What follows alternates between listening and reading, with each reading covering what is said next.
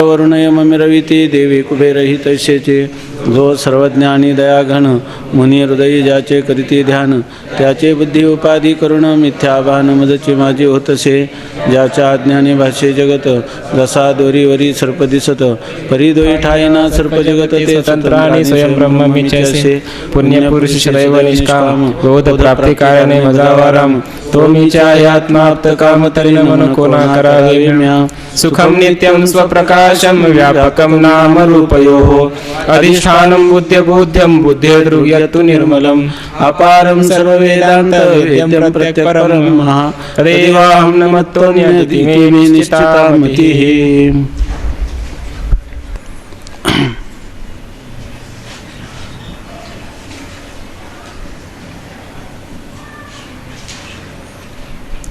काल आपण ज्ञान आणि ध्यान यांच्यामधला भेद पाहिला. आता ध्यानाचे प्रकार सांगतात. ध्यानाचे प्रकार, ध्यान 3 प्रकारचे आहे. अन्य वस्तूचे अन्य रूपाने जे ध्यान त्यास प्रतीक ध्यान म्हणतात. जसे शालिग्रामाचे विष्णू रूपाने ध्यान. आता या 3 प्रकारच्या ध्यानामध्ये पहिलं ध्यान सांगतात प्रतीक ध्यान. त्याला प्रतीक ध्यान म्हणतात. म्हणजे अन्य वस्तूचं अन्य रूपाने केलेलं जे ध्यान त्याला म्हणतात प्रतीक ध्यान. जसं शालिग्रामाचा तुकडा आपल्यासमोर आहे आणि त्याच्यावर चतुर्भुज विष्णूचं आपण ध्यान करायचं. म्हणजे वस्तू आहे अन्य, ती आहे शालिग्राम आणि त्याचं अन्य रूपाने ध्यान काय करतो आपण, चतुर्भुज भगवान श्री विष्णू परमात्म्याची मूर्ती असं त्याचं धारणा किंवा अशी भावना करून ध्यान करतो. त्याला म्हणायचं अन्य वस्तूचं अन्य रूपाने ध्यान, त्याला प्रतीक ध्यान असं म्हणतात. आणि त्याचं उदाहरण दिलं की शालिग्रामाच्या ठिकाणी चतुर्भुज विष्णुमूर्तीचं केलेलं ध्यान. शास्त्रात वर्णन केलं. आता दुसरं ध्यान, एक झालं प्रतीक ध्यान, दुसरं सांगतात शास्त्रात वर्णन केल्याप्रमाणे शंख चक्र गदादी सहित चतुर्भुज मूर्तीचे म्हणजे आकारवान विष्णूचे जे ध्यान ते ध्येयानुसार ध्यान. हे प्रतीक ध्यान झाल्यानंतर दुसरा ध्यानाचा प्रकार आहे ध्येयानुसार ध्यान.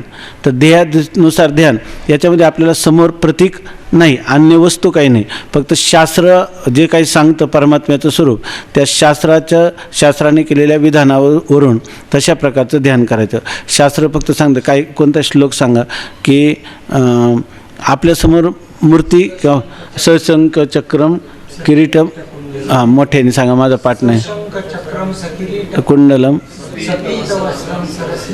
क्षणम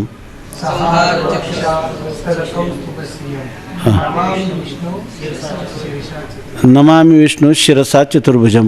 अशा शांताकारं भुजगशयनं पद्मनाभं सुरेशं विश्वाधारं गगनसदृशं मेघवर्णं शुभांगं लक्ष्मीकान्तं कमलनयनं योगिभिर्ध्यानगम्यं वंदे विष्णुं भवभयहारं सर्वलोकैकनाथम. किंवा आपण आता सांगितलं वंशी विभूषित करान्नवनीरदाभात पीतांबराधरुण बिंब फलाधरोष्ठात पूर्णेंदु सुंदर मुखादरविंद नेत्रात कृष्णात परम किमपि तत्वम न जाने. अशा प्रकारचं जे चिंतन आहे हे काय शास्त्राने सांगितल्याप्रमाणे चतुर्भुज भगवान विष्णूच्या मूर्तीचं केलेलं जाणारं जे चिंतन त्याला म्हणायचं ध्येयानुसार ध्यान. शास्त्रात वर्णन केल्याप्रमाणे दुसरा एक आहे शंख चक्र गदा पद्म सहित करी.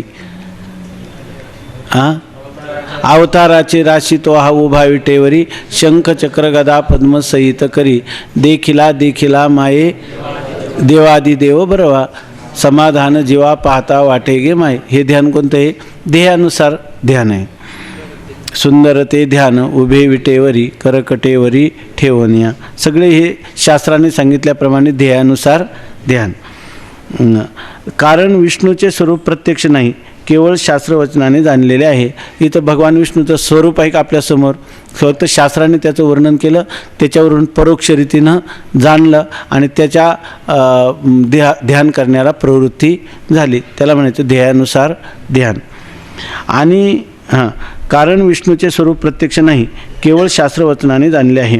आणि शास्त्रे तर शंख चक्रादी सहितच विष्णूचे स्वरूप सांगतात. शास्त्र सांगतात शंख चक्र सकिरीट कुंडलम अशा प्रकारचं त्याचं वर्णन सांगतात.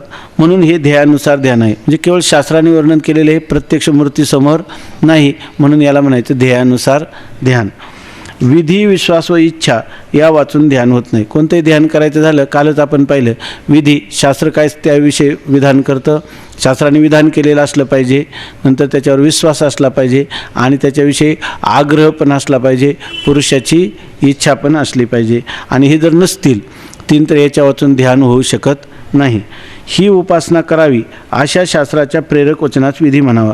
विधी कशाला म्हणतात? ही अमुक एक उपासना करावी असं शास्त्रवचन झालं की म्हणायचं का हा काय आहे, शास्त्राचा विधी आहे, अमुक एक करा, ही उपासना अशा अशा प्रकाराने करावी, त्याला म्हणायचं विधिवाक्य. जे प्रेरक वचन असेल शास्त्राचं त्याला म्हणायचं विधी. त्या वचनाच्या ठिकाणी असणाऱ्या श्रद्धेस विश्वास म्हणावा. आणि जे विधिवाक्य आहे त्या विधिवाक्यावर असणाऱ्या आपला अत्यंत विश्वास त्याला श्रद्धा असं म्हणतात. म्हणजे शास्त्राने जे सांगितलेलं ते इदमित्थम, ते असंच आहे. साधन साध्य यात नियत साध्य साधन भाव जे काही शास्त्राने सांगितलं असेल ते असंच आहे, त्याच्यामध्ये कोणत्याही प्रकारचं परिवर्तन होणं, अन्यथा होणं शक्य नाही, असा जो दृढ विश्वास त्याला श्रद्धा असं म्हणतात. विधी झाला, विश्वास झाला, किंवा त्या श्रद्धेलाच विश्वास असं म्हणतात. आता अंतकरणाच्या कामनारूप रजोगुण वृत्तीस इच्छा म्हणावी. इच्छा असली पाहिजे ना. इच्छा होती म्हणजे काय? रजोगुणाची वृत्ती काही नाही. इच्छा ही काय आहे? रजोगुणाची वृत्ती, आणि त्याच्यामध्ये काही काम नाही, काहीतरी आपल्याला प्राप्त व्हावी अशा प्रकारची इच्छा, तिला म्हणायचं कामना.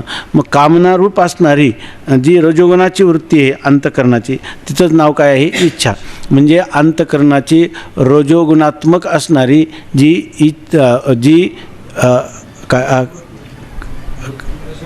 रजोगुणात्मक कामनारूप असणारी जी वृत्ती तिलाच काय म्हणतात? इच्छा असं म्हणतात. ध्यानाचे हेतू तीन आहेत. आता हे तीन हेतू आहे ध्यानाचे. कोणते? विधी, विश्वास आणि इच्छा, पुरुषेच्छा. ध्यानाचे तीन हेतू आहेत, ज्ञानाचे नाहीत. ध्यान करायचं झालं तर आग्रह पण पाहिजे, नाही का? पुरुषेच्छा पण पाहिजे, विश्वास पण पाहिजे आणि विधी पण पाहिजे, म्हणजे शास्त्राची प्रेरक वचनं पण पाहिजेत. एवढ्या गोष्टी म्हणजे ध्यान या तीन गोष्टींवर अवलंबून आहे किंवा चार गोष्टींवर अवलंबून आहे. ध्यान आग्रहाने करावे लागते, ज्ञानास आग्रहाची जरुरी नाही. ध्यान करायचं म्हणजे काही सहजच होत नाही. आपल्याला जरी त्याच्यापासून आपलं परावृत्त झाली अंतकरणवृत्ती, तरी पुन्हा आग्रहाने पुन्हा त्याच्या आकाराची करावी लागते, ध्येयाकार करावी लागते. म्हणजे ध्यानामध्ये आग्रहाची काय आहे? आवश्यकता आहे. ज्ञानामध्ये आग्रह करण्याची आवश्यकता नाही. ज्या ज्या गोष्टी पुरुषतंत्र आहेत किंवा कर्तृतंत्र आहे त्याच्यामध्ये काय आहे? आग्रहाची आवश्यकता. कारण पुरुषाने केलं तरच होईल. आपण केल्याने होत आहे, आधी केलेच पाहिजे, याचा अर्थ ते कर्तृतंत्र आहे. म्हणून उपासना किंवा ध्यान हे कर्तृतंत्र असल्यामुळे ते आग्रहाची जरुरी आहे. आग्रह असल्याशिवाय ह्या ध्यानाची साधना घडू शकत नाही. आणि आग्रह आणि ज्ञानामध्ये आग्रहाची आवश्यकता नाही, कारण ज्ञान मुळात कर्तृतंत्र नाही, ते वस्तुतंत्र आहे. प्रमाण प्रमेयाच्या अधीन आहे. योग्य प्रमाण असलं, समोर योग्य प्रमेय असलं, प्रमाण प्रमेयाचा संबंध झाला की ज्ञान हे होणारच. आणि त्याच्यासाठी पुन्हा त्या पदार्थाच्या आकाराची वृत्ती करण्याची गरज नाही, म्हणजे वृत्तीची आवृत्ती करण्याची गरज राहत नाही. ज्याच्यात वृत्तीच्या आवृत्तीची आवश्यकता नाही ते आहे ज्ञान. ज्याच्यात वृत्तीच्या आवृत्तीची आग्रहाने आवश्यकता आहे त्याला म्हणतात ध्यान. मग आपलं म्हणून त्यांनी दिलं, जर एखादा मनुष्य पुन्हा पुन्हा पुन्हा पुन्हा वृत्ती करायची म्हणत असेल तर त्याच्यावरून समजायचं का हा काय ध्याता आहे, न तू तत्ववेत्ता. कारण तत्ववेत्यामध्ये पुन्हा आवृत्ती करण्याची तत्वज्ञानामध्ये आवश्यकता नसते. ध्यान आग्रहाने करावे लागते, ज्ञानास आग्रहाची जरुरी नाही. कारण निरंतर ध्येयाकार चित्तवृत्तीस ध्यान म्हणतात. ध्यान म्हणजे काय? तत्र प्रत्ययिकतानता ध्यान. एकाच प्रत्ययाची पुन्हा पुन्हा आवृत्ती करणं याला म्हणतात ध्यान. निरंतर ध्येयाकार, निरंतर म्हणजे या क्षणाच्या पुढचा क्षण, त्या क्षणाच्या पुढचा क्षण, असं सर्व क्षण जे आहे ते निरंतर. म्हणजे 1 मिनटं केलं, 1 मिनटं दुसरं चिंतन केलं, पुन्हा त्याच्याकडे आलं, असं नाही. निरंतर म्हणजे तैल धारावत, तेलाची जशी अखंड तैल धारावत, तसं आपल्या अंतकरणाची वृत्ती ही सारखी त्या आपल्या ध्येयालाच विषय करत राहते. त्याला म्हणतात निरंतर ध्येयाकार वृत्तीचा काय? ध्येयाकार चित्तवृत्तीस. चित्तवृत्ती म्हणजे अंतकरणाची निरंतर ध्येयाकार वृत्ती जर झाली तर त्याला काय म्हणतात? ध्यान असं म्हणतात. त्या वृत्तीमध्ये चंचलता असेल तर आग्रहाने वृत्तीची स्थिती करावी लागते. आता निरंतर ध्येयाकार वृत्तीला ध्यान म्हणतात, परंतु त्या ठिकाणी जर चित्त निरंतर स्थिर झालं नाही, ते जर चंचल होऊ लागलं तर आग्रहाने पुन्हा त्याला स्थिर करून त्या अंतःकरण वृत्तीला पुन्हा पुन्हा ध्येयाकार करण्याचा अभ्यास करावा लागतो. आणि ज्ञानरूप अंतःकरण वृत्तीने पदार्थावरील आवरणाचा तत्काल भंग झाला असता ताबडतोब ज्ञान होते, मग वृत्तीच्या स्थितीचा उपयोग नसतो, म्हणून आग्रहाची जरुरी नाही. आता जी ध्येयाकार वृत्ती आहे ती जर ध्येयाकार न होता दुसऱ्या अन्य आकाराची झाली तर आग्रहाने पुन्हा त्याला निरंतर ध्येयाकार करावी लागते आणि त्यालाच काय म्हणतात, ध्यान. त्यामुळं जर वृत्ती चंचल झाली तर आग्रहाने काय करावं लागते, पुन्हा आपल्या ध्येय स्वरूपाच्या ठिकाणी तिची निरंतर स्थापना करण्याचा प्रयत्न करावा लागतो, अभ्यास करावा लागतो, म्हणजे आग्रह आहे. परंतु इकडं जेव्हा ज्ञानामध्ये काय होते, वृत्ती काय करते, फक्त त्या पदार्थावर आलेलं जे आवरण आहे, असलेलं आवरण, त्या आवरणाचा भंग करते आणि मगच काय होतं, तुम्हाला त्या पदार्थाचं ज्ञान होतं. आणि एकदा त्या पदार्थ हा घट आहे असं आपल्याला ज्ञान झालं की आता हा घट आहे अशा प्रकारे त्या वृत्तीच्या आवृत्तीची आवश्यकता राहत नाही. म्हणजे त्यासाठी आग्रहाची आवश्यकता, पुन्हा पुन्हा ती वृत्ती तदाकार किंवा ध्येयाकार करणे, आपलं ज्ञेयाकार, कारण ज्ञान झाले ना, आता ध्यान करायचं तेव्हा ध्येयाकार वृत्ती आहे, त्यावेळेला आग्रहाची गरज आहे. पण ज्ञान होतं म्हणजे काय करतं, वृत्ती काय करते, आवरणाच्या आपलं अज्ञान आवरणाचा भंग करते. त्या घटावर किंवा त्या पदार्थावर असणारं जे आवरण आहे अज्ञानाचं, त्या आवरणाचा भंग कोण करते, वृत्ती करते. आणि वृत्तीने एकदा आवरणाचा भंग केला का ती वस्तूचं एकदा प्रत्यक्ष ज्ञान झालं आपल्याला की त्याच्यामध्ये पुन्हा हा घट आहे, नाहीतर घटाचं ज्ञान जाईल का कुठं निघून, नाही. नेत्रप्रमाणाने योग्य प्रमाणाने झालेलं ते काय आहे, ज्ञान आहे. ते अबाधित अर्थाला विषय करणार आहे, त्याचा पुन्हा कधी बाद होत नाही. मग त्याच्यासाठी आवृत्तीची पुन्हा गरज आहे का, अंतःकरणाच्या आवृत्तीची गरज नाही. मग आग्रहाने पुन्हा वृत्ती त्या ठिकाणी स्थापन केली पाहिजे का, नाही. मग ज्ञानवान पुरुषाला काय होईल, विस्मरण घडेल. पण विस्मरण होऊ शकतं की नाही, होऊ शकतं, पण विपर्यय कधीच होत नाही. पुन्हा समजा तुम्ही घट तुमच्या वृत्तीवरून निघून गेला आणि पुन्हा वृत्तीसमोर घट आला तर काय, हा घट आहे का, आता हा पट आहे असं वाटेल, किंवा अशी शंका येईल का हा घट आहे का पट आहे. तर शंका पण नाही, संशय पण नाही, आणि हा पटच आहे अशी विपरीत भावना पण होत नाही. त्यामुळे त्याच्या ठिकाणी आवृत्तीची गरज नाही. आणि इथं मात्र असं आहे का, त्या ठिकाणी निरूपणी सद्वृत्ती होते, तेथून उठता सवेची जाते. जोपर्यंत ध्येयाकार वृत्ती आहे तोपर्यंत, बरोबर आहे ना, ध्येयाकार वृत्ती तोपर्यंत काय होतं, आत्मस्वरूपाच्या आनंदाची उपलब्धी होते. आणि ध्येय संपलं का पुन्हा सत्यत्व बुद्धी आणि पुन्हा दुःखाची पुन्हा उजळणी त्याची पुन्हा चालू होते. म्हणून माणसाने ध्यान करावं का ज्ञानच प्राप्त करून घ्यावं. कष्ट ध्यानामध्ये जास्त आहे का ज्ञानामध्ये जास्त आहे, ध्यानामध्ये जास्त आहे. माणसाची प्रवृत्ती कमी कष्टामध्ये अधिक मिळवण्याची आहे की नाही, ही स्वाभाविक प्रवृत्ती आहे की नाही. मग त्याला पोषक ज्ञान आहे का ध्यान आहे, ज्ञान आहे. मग ज्ञान साधन त्याला काय आहे, पोषक आहे. मग माणसं ध्यान साधन करतात का ज्ञान साधन करतात, मग ध्यान साधन करतात, ज्ञान साधन का करीत नाही, याचं उत्तर तुम्ही आपलं 2-3 दिवस चिंतन चाललंय. का बरं ज्ञान साधन करत नाही, कस्मात त्वाम न प्रपद्यन्ते, तो कोणत्या कारणाने तुला शरण येत नाहीत असं विचारलं आहे की नाही. मग त्याचं काय कारण आहे, ती सगळी लक्षणं आपल्यावर घ्यावीत आहे की नाही. काय नमाम दुष्कृतीनो मूढा प्रपद्यन्ते नराधमाः मायया अपहृत ज्ञान आसुरम भावमाश्रिताः आहे की नाही. असे म्हणजे आपल्याला शिव्या देऊन घ्याव्यात, आपणच आपल्या तोंडात मारून घ्यावं, मला एवढं देव का होत नाही आहे की नाही. आज त्यांनी सांगितलं का, एकोत्तरेच्या वाडी जळती आगी घाली ती उडी, अनायासे आत्मगोडी सांडी ती किवी आहे की नाही. कसं काय सांगतील ऐके, असं जर विचारलं लोकांचं एवढं आहे का, जळत्या का 1 रुपया व्याज 100 रुपयाचं मिळतं म्हणून 100 रुपये देतात 1 रुपयाच्या आशेने.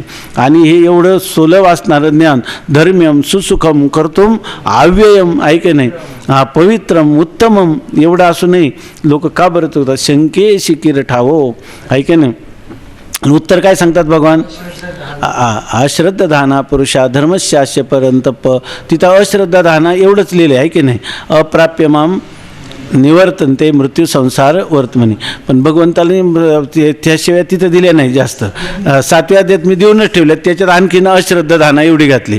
तिथं दुष्कृतीना हा मोढा हा नराधमा हा असं म्हणलं. इथं फक्त म्हणतात यातलं मुख्य सूत्र सांगतो अश्रद्धा हे याचं काय आहे खरं कारण आहे असं सांगतात.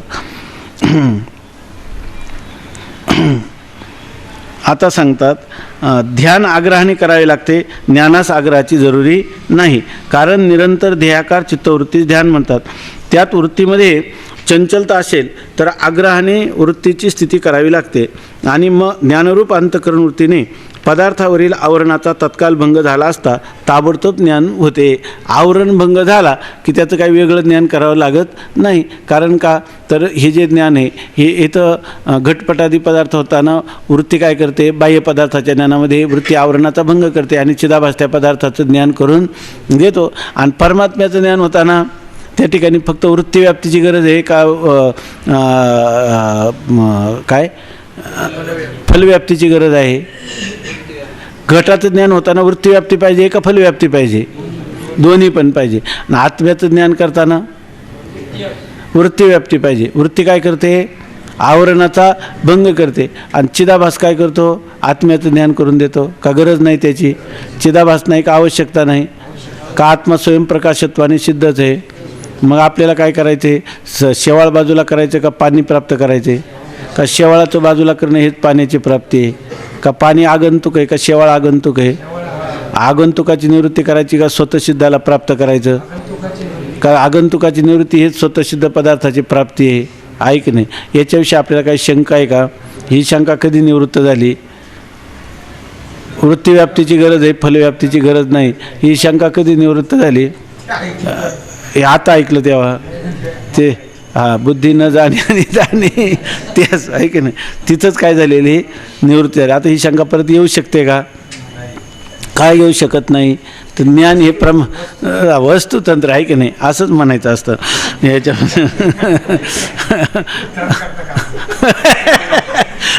आम्ही तुम्हाला दंडवत करतो एकदम, आम्ही कशाला तुमचं उत्थान करायचं, उत्थान करण्यासाठी हे शास्त्र आहे का एवढं. उलट आम्ही हलवून खुंटा आधी करावा बळकट असं का नाही वाटत तुम्हाला, आहे की नाही. हा पण स्वतः उत्थान काय स्वतः परता उत्थान रहित आहे असं तरी तुमचं उत्थान होऊ नये म्हणून पाहायला लागतंच ना. असं उत्थान नाही हे तुम्ही जोपर्यंत म्हणता तोपर्यंत आम्ही उत्थान आहे असं म्हणतो. नाही तर तुम्ही जर उत्थान आहे का असं जर म्हटले नसते तर आम्ही सुद्धा बरं ना महाराज उत्थान आहे असं आम्ही सुद्धा म्हटलं नसतं. तुम्हाला उत्थान कुठं तुम्ही करा घटापटा नका जाऊ वाटा आमच्या. तुम्ही जर स्वमहिमने प्रतिष्ठित असते तर आम्ही तुमच्या दर्शनासाठी तिथंच आलो असतो, आहे की नाही. आता म्हणजे यांनी सांगितलं ज्ञानरूप अंतःकरण वृत्तीने पदार्थावरील आवरणाचा तत्काल भंग झाला असता ताबडतोब ज्ञान होते. की अगोदर अज्ञान जातं मग ज्ञान होतं का, अज्ञान निवृत्ती हीच ज्ञानाची प्राप्ती आहे. मग त्याला चिरात का न चिरात, विलंबाने होतं का अविलंबाने होतं, न चिरात तत्काल, आहे की नाही. मग वृत्तीच्या स्थितीचा उपयोग नसतो म्हणून आग्रहाची जरूर नाही. मग त्याला वृत्तीची स्थिती ठेवली पाहिजे का पुन्हा पुन्हा, अहम ब्रह्मास्मी अहम ब्रह्मास्मी. जर ब्रह्माचं ज्ञान झालं असेल तर वृत्तीच्या स्थितीचा उपयोग नाही. आणि ब्रह्माचं ज्ञान झालं नसेल तर वृत्तीच्या स्थितीचा उपयोग आहे. तो ज्ञानासाठी का ध्यानासाठी, ध्यानासाठी, आहे की नाही. मग आपल्याला ध्यान करायचं असेल तर वृत्तीच्या आवृत्तीची गरज आहे. कालच सांगितलं आवृत्ती रसकृत उपदेशात. उपदेशात म्हणजे श्रुतीनं सांगितलेलं आहे. आवृत्ती असकृत, असकृत म्हणजे वारंवार, सकृत म्हणजे एकदा. सकृत श्रवणाबरोबर तत्वमसी महावाक्य ऐकलं ज्ञान झालं तर ते काय एकच सकृत श्रवण. आणि ध्यान करायचं झालं तर असकृत उपदेशात वारंवार करावं. काय ध्यान वारंवार करावं असं सांगितलं. म्हणजे आवृत्ती ही त्याची काय करावी, आवृत्ती करावी असं सांगितलं. म्हणून आता वैकुंठवासी चतुर्भुज विष्णूच्या ध्यानाप्रमाणे मी ब्रह्म आहे हे ध्येयानुसार ध्यान आहे, प्रतीक नाही. आता बघा हे दोन सांगितले. एक अन्य वस्तूचं अन्य रूपाने केलेलं ध्यान, बरोबर आहे ना, त्याला काय म्हणतात ध्येयानुसार आपलं त्याला म्हणतात प्रतीक ध्यान. आणि शास्त्राने सांगितल्याप्रमाणे केलेलं ध्यान त्याला म्हणतात ध्येयानुसार ध्यान. ते प्रतीक ध्यान वेगळं आणि ध्येयानुसार ध्यान वेगळं, हे लक्षात आलं. आता काय सांगतात की वैकुंठवासी चतुर्भुज विष्णूच्या ध्यानाप्रमाणे, आता वैकुंठवासी चतुर्भुज विष्णूचं ध्यान केलं तर त्याला कोणतं ध्यान म्हणायचं?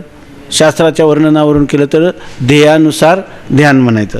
आणि मी ब्रह्म आहे हे ध्येयानुसार ध्यान आहे. जर समजा शास्त्राच्या सांगण्यावरून सांगितलं की अखंड तुम्ही काय करा, ब्रह्मास्मी इति चिंत्यताम, मी ब्रह्म आहे असं सारखं, ब्रह्मच बिन मीच ब्रह्म, ज्ञान झालं नाही तरीसुद्धा तुम्ही ध्यान करा. आपण परवा चिंतन केलं, चिंतने चिंतने तद्रूपता, हे मनोविज्ञानाच्या सिद्धांताला अध्यात्माला सगळ्यांना मान्यच आहे. म्हणून या ठिकाणी ते म्हणतात मी ब्रह्म आहे असं जर ध्यान केलं तर हे ध्यान कोणतं झालं? ध्येयानुसार ध्यान आहे. जसं चतुर्भुज विष्णूचं ध्येयानुसार ध्येयान आहे तसं मी ब्रह्म आहे हे सुद्धा काय आहे? ध्येयानुसारच ध्यान आहे, प्रतीक नाही. म्हणजे प्रतीक नाही म्हणजे प्रतीक ध्यान नाही. परंतु ध्येयानुसार ध्यानात फक्त ध्येयाकार वृत्ती असते आणि ब्रह्मज्ञानात ब्रह्माचे आत्म्याशी अभेद चिंतन करून ध्यान असते, म्हणून यास अहंग्रह ध्येन म्हणतात. आता आपल्याला पाहिलं तर हे ध्येयानुसारच ध्यान आहे की नाही, मी ब्रह्म आहे. परंतु त्याच्यातही दोन प्रकार आहे. ते विष्णूच्या चतुर्भुज स्वरूपाचं आपण ध्येयानुसार ध्यान करतो, त्याच्यामध्ये काय होतं, ध्याता हा ध्येयाहून काय असतो? वेगळा असतो. आता हे जे मी ब्रह्म आहे हे ध्यानच आहे की नाही, परंतु हे ध्यान कसं आहे? ब्रह्माहून वेगळं नाही, ते ब्रह्म कोण आहे? मीच. म्हणजे ब्रह्म आणि माझा काय आहे? अभेद आहे. अशा प्रकारचे अभेद चिंतन आहे. म्हणून ध्येयानुसार ध्यान असलं तरी याला काय म्हणतात? याच्यामध्ये थोडा भेद आहे. विष्णूचं चतुर्भुज मूर्तीचं ध्यान करतो त्यावेळेला ते ध्येय वेगळं आहे आणि मी वेगळा, ध्याता वेगळा आहे. आणि अहम ब्रह्मास्मी हे जेव्हा ध्यान करतो त्या ध्यानामध्ये ब्रह्माचा आत्म्याशी काय आहे? अभेदाचं चिंतन आहे. म्हणून याला अहंग्रह ध्यान असं दुसरं नाव आहे. म्हणून याला काय म्हणायचं? हे तिसरं ध्यान आहे. कोणतं? अहंग्रह ध्येन. ब्रह्मध्यानात ब्रह्माचे आत्म्याशी अभेद चिंतन करून ध्यान असते, म्हणून यास अहंग्रह ध्यान म्हणतात. ठीक आहे ना. ध्येय स्वरूपाचा आपल्याशी अभेद करून चिंतन करणे हेच अहंग्रह ध्यानाचे स्वरूप. ध्येय स्वरूपाचा आपल्याशी अभेद करून, याच्यामध्ये काही लोक ध्येय स्वरूप म्हणजे इथं ब्रह्म जो आहे, ब्रह्म आहे त्याचा आत्म्याशी अभेद चिंतन करणे, याला सुद्धा काय म्हणतात? अहंग्रह ध्यान. किंवा त्यांनी असं पण सांगितलं की जे सगुण किंवा निर्गुण स्वरूप आहे ना त्याच्याशी अभेद चिंतन करणं, हे सुद्धा काय आहे? अहंग्रह ध्यान आहे.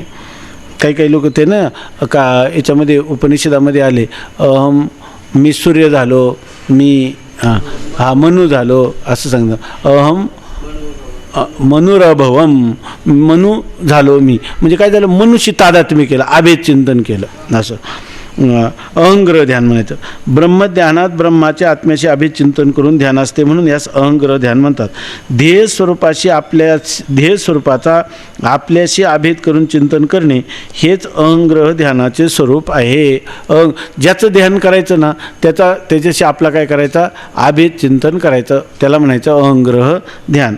ज्या पुरुषात ब्रह्माच्या आत्मत्वाने अपरोक्ष ज्ञान होत नाही त्याने विधीने, विश्वासाने आणि हट्टाने निरंतर मी ब्रह्म आहे असे अहंग्रह ध्यान केले तर त्यास ज्ञान होऊन मोक्षप्राप्ती होईल. आता दुसऱ्या रीतीने अहंग्रह उपासना सांगतात. ज्या पुरुषाने ब्रह्माचा आत्मत्वाने सारखं अभेद चिंतन जर केलं तर चिंतने चिंतने तद्रूपता, पण हे करताना त्याला काय पाहिजे? विधी, विश्वास आणि आग्रहाने मीच ब्रह्म, ब्रह्मच मी असं जर त्यांनी चिंतन केलं तर त्याला काय म्हणतात? मी ब्रह्म आहे या ध्यानाला काय म्हणतात? अहंग्रह ध्यान असं म्हणतात. आणि या ध्यानाने पुढं काय होतं? ध्यानापासून त्याला ज्ञान होईल आणि ज्ञानाने त्याला मोक्षप्राप्ती होईल. आता ही झाली एक अहंग्रह उपासना, मी ब्रह्म आहे अशा प्रकारे. आता दुसरा अहंग्रह उपासनेचा दुसरा प्रकार सांगतात. प्रणव उपासनेचा प्रकार वाचू का? म्हणजे मी ब्रह्म आहे ही उपासना. आता दुसऱ्या रीतीने अहंग्रह उपासना. दुसरी रीती म्हणजे काय? प्रणवाची किंवा ओंकाराची उपासना करायची, तिला सुद्धा काय म्हणतात? अहंग्रह उपासना. पण त्याचं तंत्र किंवा पद्धती जी आहे, रीती, ती थोडीशी वेगळी आहे, ती आता सांगतात. प्रणव उपासनेचा प्रकार. प्रणवाची उपासना पुष्कळ उपनिषदामध्ये सांगितली आहे. मांडुक्योपनिषदामध्ये ती विशेष आहे. ही प्रणवाची मांडुक्योपनिषदातला मुख्य विषय आहे. त्या ठिकाणी प्रणवात म्हणजे त्यांनी काय केलेलं आहे, उपनिषद असं आहे, जर कोणाला ज्ञान होण्यासाठी तेच मंत्र आहे आणि तेच मंत्र ध्यानासाठी सुद्धा काय आहे, अहंग्रह उपासनेसाठी तितकेच उपयुक्त आहे आणि मी ब्रह्म आहे असं ज्ञान होण्यासाठी देखील तितकेच उपयुक्त आहेत. म्हणून त्यांनी सांगितलं की हे अहंग्रह उपासनेचं मूळ जर कुठं असेल तर ह्या मांडुक्य उपनिषदामध्ये आहे. प्रणवाची, कारण त्याच्यामध्ये ओंकाराची सर्व काही ओंकारच आहे. कार्य ओंकार, कारण ओंकार, अधिष्ठान ओंकार, सर्व ओंकार स्वरूपच आहे असं त्याच्यामध्ये वर्णन केलेलं आहे. आणि प्रणवाची उपासना पुष्कळ उपनिषदामध्ये सांगितली आहे. मांडुक्य उपनिषदामध्ये ती विशेष आहे. मांडुक्य उपनिषदात किती 19 मंत्र आहेत मला वाटतं, फक्त ना 19 की 18 मंत्र आहेत. त्याच्यामध्ये हे सगळं उपनिषद आहे. काही ईशावास्यामध्ये 18 आहेत. हा, ईशामध्ये मला वाटतं याच्यातले 12च मंत्र आहे का? हा, 12 मंत्र आहेत फक्त याच्यामध्ये आणि ते सगळे ओंकारावर आहे. म्हणून मांडुक्य उपनिषदामध्ये ती विशेष आहे म्हणजे प्रणवाची उपासना. इथं प्रवणाची उपासना ते नाही.